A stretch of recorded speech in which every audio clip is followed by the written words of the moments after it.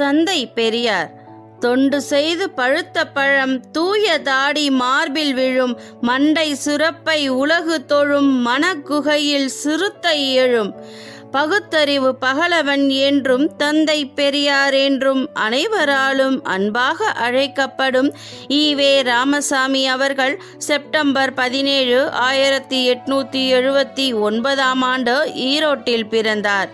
இவர் சமூக சீர்திருத்தத்திற்காகவும் சாதி வேற்றுமையினை அகற்றுவதற்காகவும் மூட நம்பிக்கைகளை மக்களிடமிருந்து களைவதற்காகவும் பெண் விடுதலைக்காகவும் சாதி மற்றும் பாலின சமத்துவம் போன்ற கொள்கைகளுக்காகவும் போராடிய மிகப்பெரிய பகுத்தறிவாளர். ஆதிக்க எதிர்ப்பின் குறியீடு பெரியார். ஒவ்வொரு சிந்தனையாளருக்கும் ஓர் அற அடிப்படை என்று உண்டு.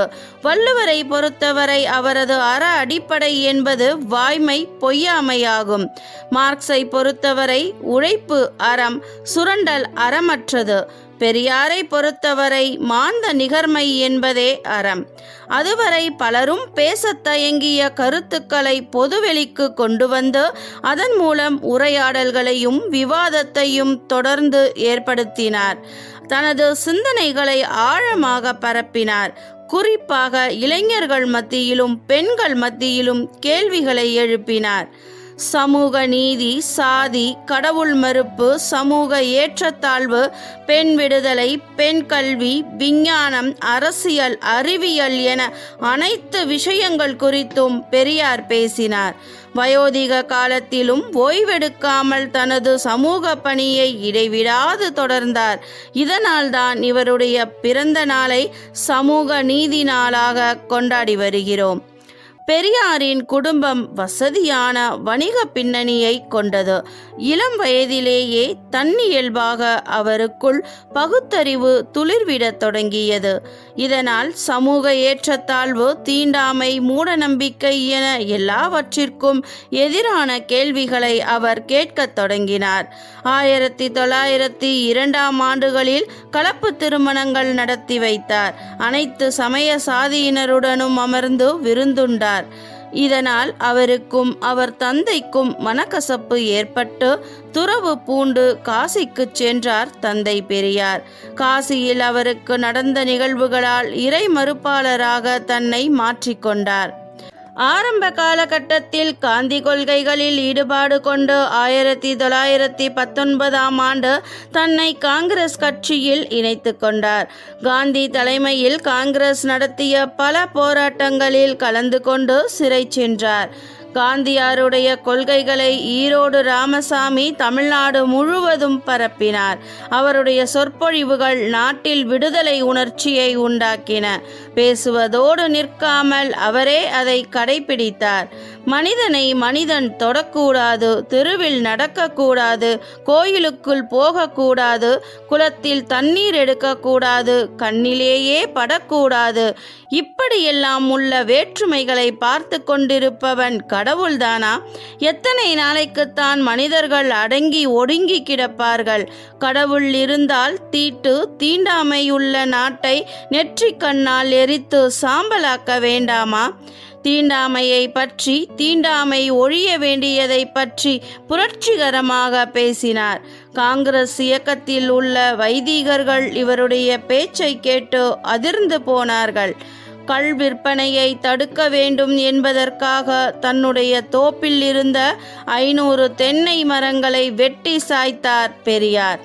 1922 ஆண்டு சென்னை மாகாண காங்கிரஸ் கட்சி தலைவராக தந்தை பெரியார் தேர்ந்தெடுக்கப்பட்டார். அரசு பணிகளிலும் கல்வியிலும் இடஒதுக்கீட்டை ஏற்படுத்த வேண்டும் என்ற கோரிக்கையை காங்கிரஸ் கட்சியினர் ஏற்க மறுத்ததால் தந்தை பெரியார் 1925 ஆண்டு காங்கிரஸ் கட்சியை விட்டு விலகினார். கேரளாவில் வைக்கம் எனும் ஊரில் கோயிலுக்குள் நுழையவும் கோயில் வீதியில் நடக்கவும் தலித் மக்களுக்கு தடை விதிக்கப்பட்டிருந்தது. அந்த தடையை எதிர்த்து நடந்த போராட்டத்தில் தந்தை பெரியார் கலந்து கொண்டு சிறை சென்றார். இந்த போராட்டத்திற்கு பிறகு பெரியார் வைக்கம் வீரர் என அழைக்கப்பட்டார்.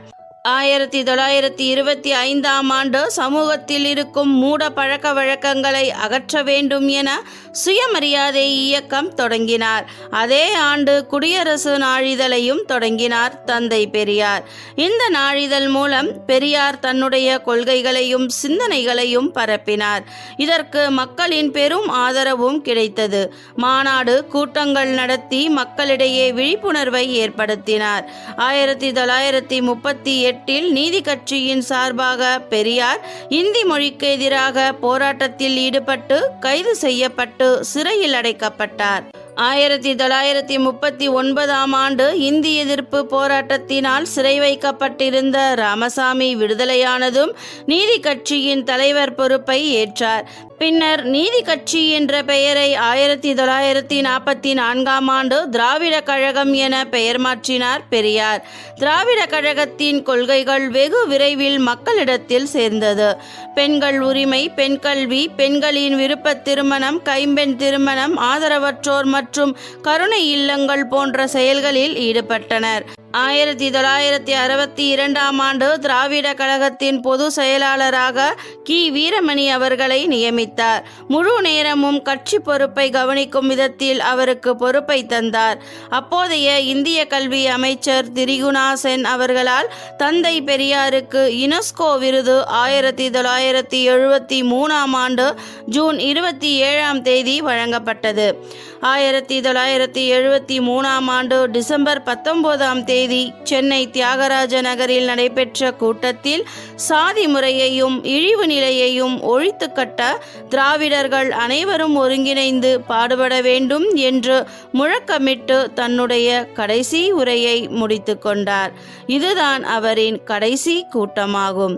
உலகின் மாபெரும் சுயசிந்தனையாளரும் அழியாத வரலாற்றின் அறிஞருமான தந்தை பெரியார் டிசம்பர் 24ஆம் தேதி 1973ஆம் ஆண்டு தனது 94வது வயதில் காலமானார்.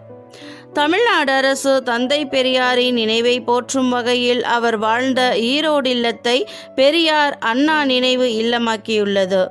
ஈவே ராமசாமி பகுத்தறிவு பகலவன், வைக்கம் வீரர் மற்றும் தந்தை பெரியார் என பல்வேறு பெயர்களில் அழைக்கப்படுகின்றார்.